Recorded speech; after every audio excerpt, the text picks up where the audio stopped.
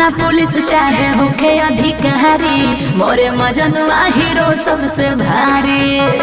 अरे बाबू सुना, थाना पुलिस चाहे होके अधिकारी, मोरे मजनुआ हीरो सबसे भारी। बुझला 24 घंटा एनी टाइम होट रहेला हथियार। अच्छा केहू कहे अपराधी केहू कहे रंगदार, हमरा के जाने ला यूपी बिहार। केहू कहे अपराधी केहू कहे रंगदार, हमरा के जाने ला यूपी बिहार। चुप रह।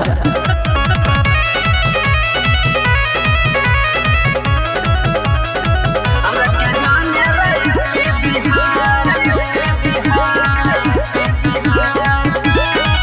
जानी बोला तू बढ़ चढ़ के बोली, ई शहर पर चल जाई गोली। गोरी होट को चोहरिया थाना, रोज के बावे हमारा न जाना।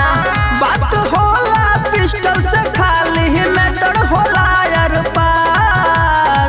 काहे केहू कहे अपराधी केहू कहे रंगदार, हमरा के जाने ला यूपी बिहार। केहू कहे अपराधी केहू कहे रंगदार, हमरा के जाने ला यूपी बिहार। रहे दो।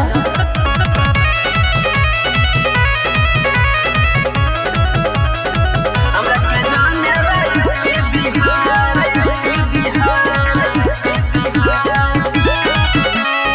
मिलवा जाए एक बेरी पांडे ने शिकार, जड़ जाई गरमी तू हो जाई बसा।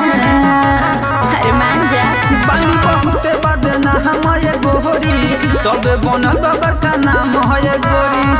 बाके बहरा केस कई हाथ चले सारका। देखा जन मेरे केहू कहे अपराधी केहू कहे रंगदार, हमरा